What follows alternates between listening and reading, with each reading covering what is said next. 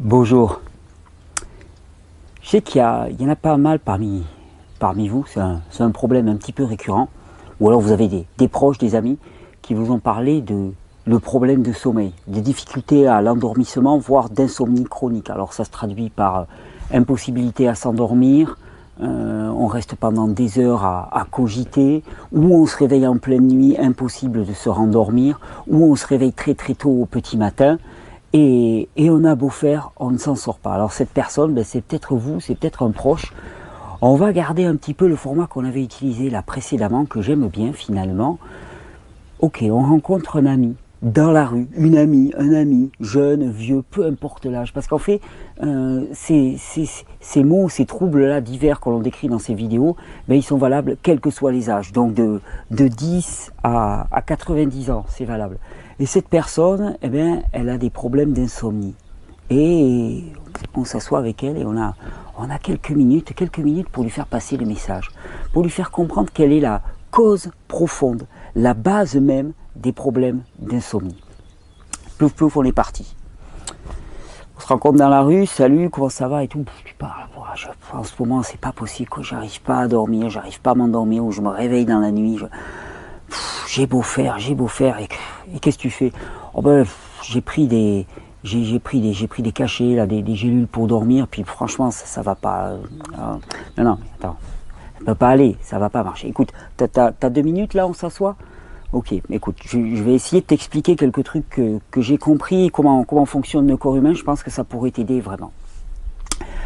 Alors je vais te dire, quand on parle d'endormissement, souvent, on parle toujours bien de forcer le corps à s'endormir. On prend quoi pour ça? On prend des somnifères. Les somnifères seraient des composés chimiques qui sont là pour endormir le corps.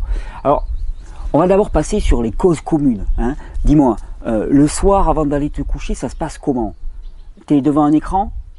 Ouais, non, ça, t'as arrêté. Ouais, non, parce que tu sais très bien que si tu es devant un écran, si tu es soumis à beaucoup de lumière, beaucoup de stress sonore, que tu es dans des conversations qui sont très excitantes, tu vas avoir plus de difficultés à t'endormir. Et tu sais pourquoi? Surtout par rapport à la lumière? Ouais, tu as déjà entendu parler de la glande pinéale. C'est une petite glande là qui se situe ici derrière la tête, à l'arrière de la partie cérébrale, et qui sécrète une hormone qui s'appelle la mélatonine. Ça va te dire quelque chose? Ouais, mélatonine, tu en as peut-être déjà pris pour essayer de dormir. Ouais, voilà. Et cette hormone, la mélatonine, elle est produite par la glande pinéale en fonction de l'intensité lumineuse. Et si tu baisses pas l'intensité lumineuse, parce que normalement, on va dire, dans un contexte naturel, et la lumière, tu n'en aurais pas. Quand tu vas bivouaquer dehors, ça se passe comment? Le soir, tu es crevé plus rapidement.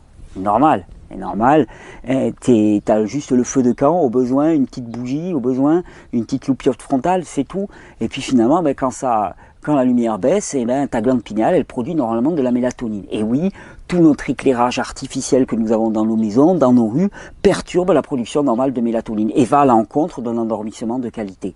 Les écrans aussi perturbent énormément la production de mélatonine. Donc, tu l'as remarqué, ne va pas particulièrement regarder un film juste avant de t'endormir si tu as des difficultés à l'endormissement. Particulièrement, si tu vas voir un film avec Bruce Willis qui pousse des cris dans tous les sens, c'est clair que l'endormissement va être plus compliqué. Donc, ça, tu l'avais compris, éviter les stimulants. Au contraire, favoriser ce qui va être relaxant. Un petit bain chaud avec du bicarbonate de soude, par exemple, et ça, on va voir l'intérêt tout à l'heure.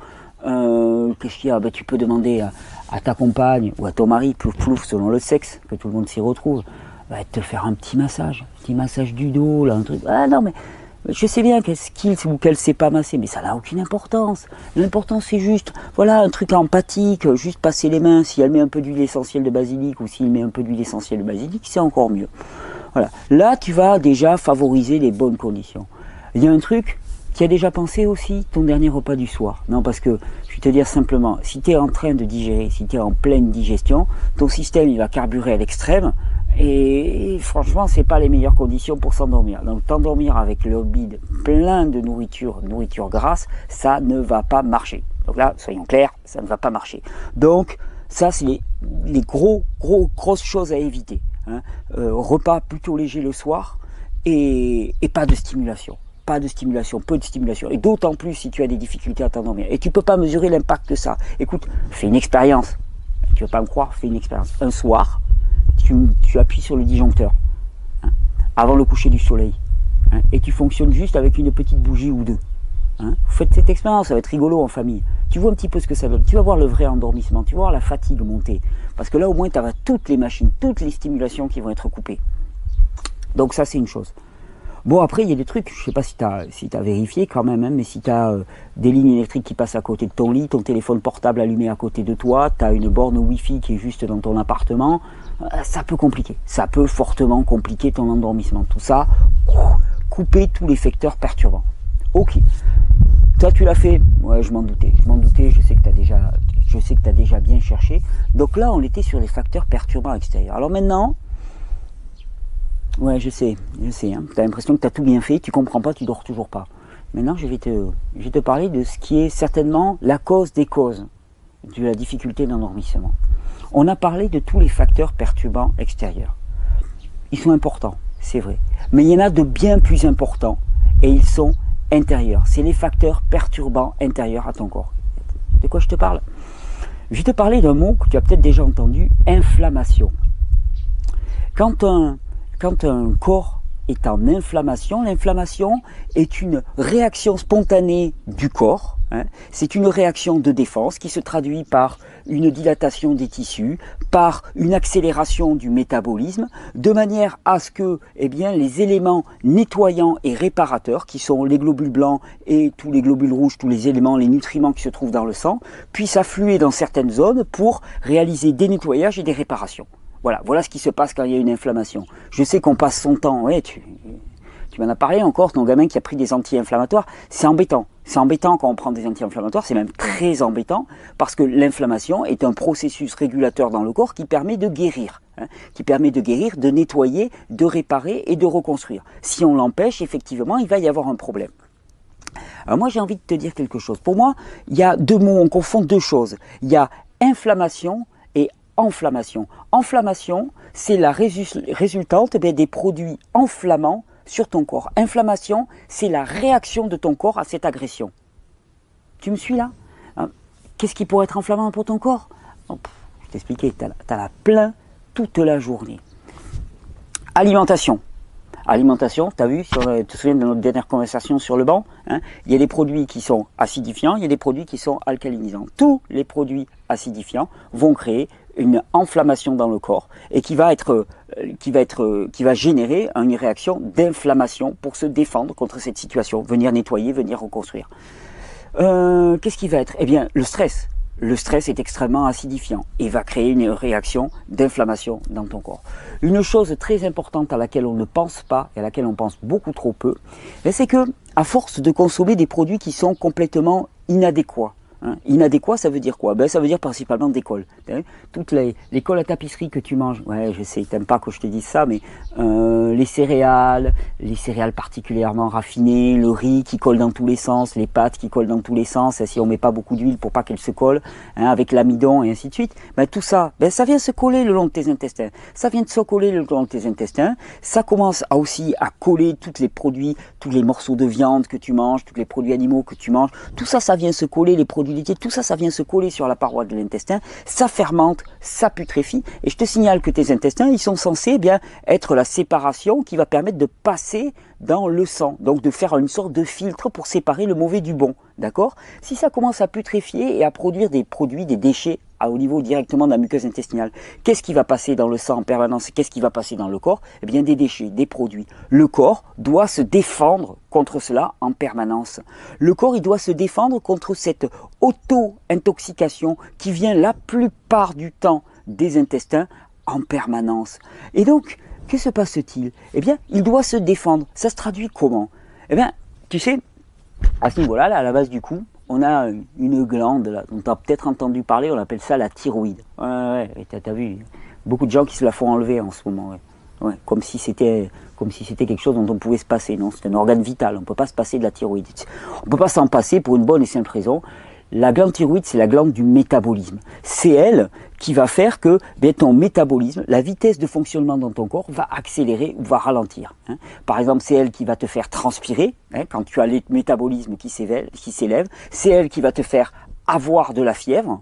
non pas parce que c'est quelque chose qui te tombe sur le coin du nez, mais parce que c'est quelque chose qui est bon pour le corps à ce moment-là, pour permettre un nettoyage adéquat, hein. C'est elle qui va élever ou ralentir le métabolisme. Tu sais à quoi correspond l'endormissement? Tu sais qu'est-ce qui se passe quand tu t'endors? Eh bien, ta glande thyroïde, elle descend en activité. En fait, l'endormissement, c'est comme une hypothyroïdie ponctuelle. C'est-à-dire qu'au cours de ta journée, tu as des moments d'hyperactivité thyroïdienne, quand le métabolisme envoie, et puis tu as des moments d'hypoactivité thyroïdienne. D'ailleurs, c'est la glande du métabolisme, elle gère aussi bien la température globale du corps, et tu auras remarqué, c'est quand tu dors que ta température est la plus basse. Hein. C'est la température basale du corps, la température minimale du corps est atteinte pendant que tu dors. Alors imagine une situation. Tu commences à voir où je veux en venir? Imagine une situation.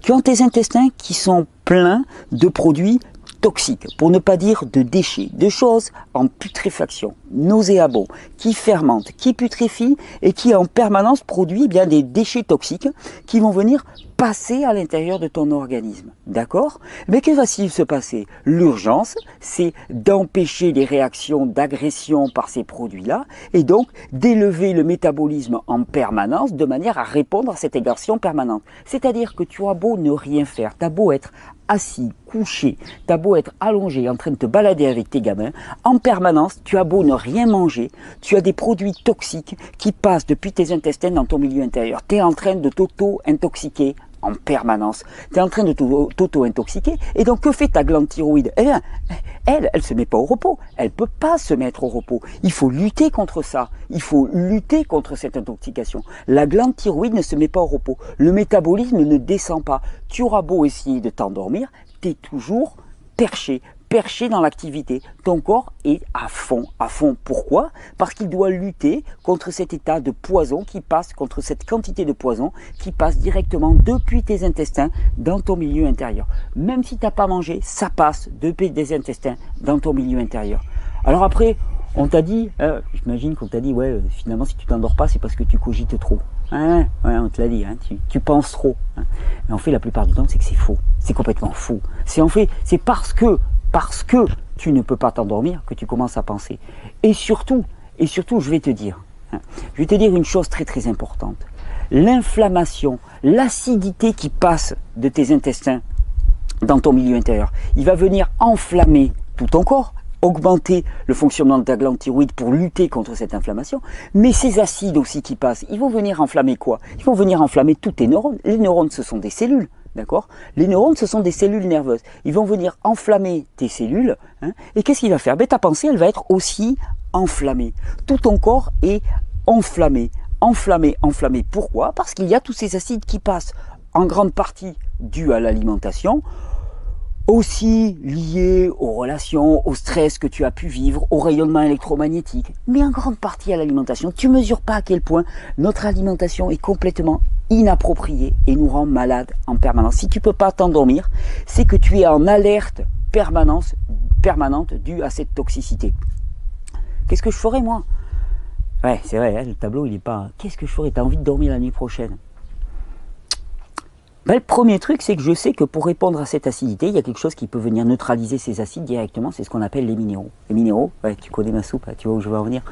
Les minéraux, ben, c'est tous les fruits et légumes. Hein. Les minéraux, les fruits et légumes en sont chargés. Tout ce qui est acidifiant, c'est tout le reste. Tout ce qui est alcalinisant et qui contient énormément de minéraux, c'est les fruits et les légumes. En particulier, les légumes contiennent énormément de minéraux. Moi, tu sais, j'ai un truc, je me fais des jus de légumes. Je me fais des jus de légumes en quantité. Et ça participe à diminuer toute cette acidité dans le corps. Je favorise aussi l'élimination de ces acides. Ça participe aussi énormément. Je favorise l'élimination de ces acides qui sortent par les reins, par les intestins. Et pour ça, j'utilise des plantes médicinales. Je favorise la sortie, toujours excréter les acides, remplacés par des minéraux. Ça, c'est une première des choses. On t'a parlé de plantes qu'il faut favoriser. Oui, il y a des plantes qui vont être calmantes, qui vont ralentir l'activité de la glande thyroïde. Mais en même temps, je vais te dire, si cette glande thyroïde reste en hyperactivité, c'est pour une bonne raison, c'est parce que tu es toxique et qu'elle a besoin de maintenir ce métabolisme haut. C'est pour ça que les somnifères ne marchent pas et ne pourront jamais marcher. Parce que qu'est-ce que font les somnifères? De toute façon, ils ne te donnent pas un sommeil réparateur. En ne te donnant pas un sommeil réparateur, qu'est-ce qu'ils vont faire? Ils vont faire que le niveau d'acidité dans ton corps va encore augmenter. Et de toute façon, si tu ne t'endors pas, c'est parce que tu es trop toxique, tu es trop acide à l'intérieur. Hein, je ne suis pas en train de taper sur les doigts, c'est un constat, hein, on ne le savait pas. Mais tu es trop acide à l'intérieur pour que ton corps puisse vraiment se reposer. Et il y a trop de boulot. Imagine, hein, quand tu es à l'usine, d'un seul coup, eh ben, il y a un afflux de commandes. Hein. Bon, ben, les gens ont beau être fatigués et ainsi de suite. Il faut les traiter, ces commandes. Il faut faire quelque chose. Ben là, c'est un petit peu pareil. Hein. Tu es fatigué. Ton corps, il est fatigué. Ok, j'imagine, tu es fatigué. Mais il y a des urgences. Il y a toute cette acidité dans le corps. Il y a toute cette toxicité qui est passée dans le corps. Alors, qu'est-ce qu'on fait avec ça? Qu'est-ce qu'on fait avec ça? Avec ta glande thyroïde, elle dit non, écoutez-moi, pour moi, les gars, la priorité, elle est à nettoyer et maintenir le corps en activité. Et donc, tu vas avoir beaucoup plus de mal à t'endormir. Il y a des plantes qui vont aider. Il y a des plantes relaxantes. Tu peux essayer la valériane, tu peux essayer le houblon, tu peux essayer la passiflore. Ça, ce sont des plantes qui vont vraiment beaucoup t'aider à diminuer un petit peu. Mais de toute façon, la priorité des priorités, c'est de diminuer la toxicité dans ce corps, la toxicité qui passe dans ce corps. Alors moi, si j'étais à ta place, qu'est-ce que je ferais? Premièrement, le soir, j'éviterais de manger lourd. Hein. Et au contraire, je me prendrais par exemple des jus de légumes. Il y a un jus moi, qui marche pas mal, que j'ai essayé avec différentes personnes, et puis ça avait un bon effet, c'est le pomme céleri branche. Tu vois, le céleri branche, ça contient beaucoup de minéraux. La pomme, c'est très adoucissant, c'est calmant pour le tube digestif. Pomme céleri branche. En plus, le céleri branche a pour principe de pousser un peu la glande thyroïde en hypoactivité. C'est ce qui fait qu'il nous donne froid des fois quand on boit du céleri branche, on a un peu de frilosité. C'est aussi parce qu'il pousse la glande thyroïde en hypoactivité. Donc ça va permettre de calmer. Surtout, tu manges assez tôt. Bon, tu supprimes les stimulations nerveuses et ainsi de suite, tous les stimulus, toutes les lumières que tu peux avoir. Ok. Mais avant tout, tu te lances dans un projet à long terme de diminution de cette toxicité qui passe en permanence. Ça passe par un nettoyage des intestins. Tu sais, il y avait un professeur de médecine qui s'appelait Alexis Carrel, dont tu as peut-être entendu parler, qui disait « La mort commence dans le côlon ». Et tous les grands hygiénistes ont parlé de cette mort, de cette toxicité, de cette putréfaction qui se situe dans nos intestins et qui passe en permanence à l'intérieur de notre organisme. Tu sais, on s'occupe toujours de est-ce qu'on est bien peigné, est-ce qu'on a la peau qui brille, est-ce qu'on a les mains comme ceci, les mains comme cela, est-ce qu'on est bien habillé, est-ce qu'on a... Mais attends, mais tu sais ce dont on devrait s'occuper, mais c'est l'état de nos intestins. Est-ce que tu imagines l'état de putréfaction, l'état nauséabond de nos intestins que chacun nous avons? Ben non, simplement pourquoi? Parce qu'il y a toutes ces colles que nous consommons, il y a tous ces produits qui viennent s'y coller et tout ça, ça fermente et ça putréfie. Donc la première des choses que je ferai, moi, c'est déjà apporter un maximum de produits désenflammants à mon organisme, donc un maximum de fruits et de légumes. Les légumes particulièrement sous forme de jus, parce que ça va te permettre d'en consommer plus de légumes verts, plus de légumes racines, des carottes, des jus de carottes, des jus de persil, des jus d'épinards, des jus de betterave, des jus de blettes, des jus de tout ce que tu veux. Tu passes du vert, des jus de mâche.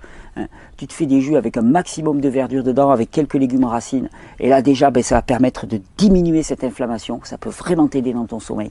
Nettoyer cette sphère intestinale. Alors nettoyer cette sphère intestinale, tu verras, on parlera dans une autre vidéo. Mais ouais, il va falloir vraiment y aller. Il y a des moyens mécaniques, on va dire. Hein. Il y a des petites graines. Il y a une graine qu'on appelle le psyllium, par exemple. Hein. On le boit avec de l'eau et puis ça fait comme une espèce de gel qui gonfle et qui va venir nettoyer les intestins. Et puis il y a la bonne vieille technique, ouais, je sais que c'est pas glamour, mais des grands-mères, le lavement ou plus moderne, l'irrigation colonique. Et tout ça, ça aide à nettoyer le côlon, nettoyer les intestins. Il y a des formules de plantes aussi qui jouent le rôle de balai intestinal et qui vont permettre de décongestionner encore. Et ce n'est qu'en diminuant cette toxicité intestinale vraiment que tu vas pouvoir retrouver le sommeil. Je te garantis. En tout cas, l'insomnie chronique, ce qui s'installe de façon chronique, c'est uniquement ça. L'insomnie ponctuelle, c'est le stress, et là les plantes y répondent de manière adéquate. Le massage et les plantes y répondent de manière adéquate. Mais l'insomnie chronique, c'est juste la toxicité. Tu sais, tu vas pas pouvoir faire l'économie de t'occuper un de ces jours vraiment de tes intestins. Je t'assure, moi je l'ai fait, c'est vrai que ça me paraissait une montagne. Je l'ai fait, je m'en suis occupé, j'ai commencé à nettoyer et j'ai vu vraiment les effets, fatigue chronique. dégagé, allergie, dégagé, problème de peau, dégagé, problème d'insomnie, dégagé. Ouais, ça a commencé dans le côlon, et c'est là que ça se jouait. Ah non, tu peux avoir confiance, il y a quelque chose qui va se passer. Des jus, de l'alcalinité, et tu vas voir, ta vie, elle va changer. Voilà, je sais pas combien de temps on a mis là, hop, je regarde mon petit compteur.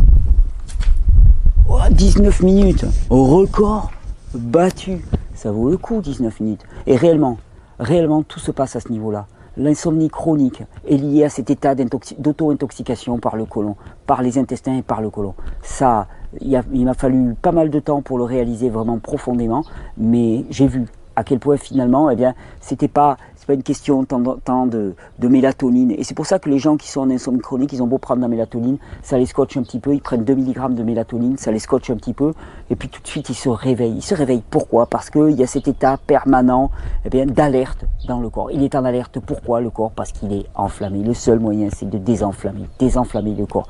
Désenflammer le corps en permanence, désenflammer en faisant des choix de vie qui vont dans le sens de l'alcalinisation, de l'apport de minéraux, qui vont dans le sens bien de cette désinflammation du corps, mais surtout commencer à nettoyer, ce qui fait que en permanence on s'auto-intoxique. C'est le seul chemin, et l'avantage, c'est qu'il ne va pas simplement jouer sur les problèmes d'insomnie, c'est que c'est au global, tout va en profiter, parce que cet état d'auto-intoxication, il se traduit par des problèmes d'endormissement, il se traduit aussi par tous les autres phénomènes, je vous ai dit, problèmes de peau, problèmes d'haleine, problèmes de nerveux, agressivité, dépression, tout ça, ben ça c'est la résultante de cet état d'acidité. Et là, on a un moyen colossal de jouer sur la cause des causes et d'arrêter d'être victime de notre propre système d'auto-intoxication, de ce système que nous avons tous collectivement bâti ensemble et qu'il s'agit maintenant de changer.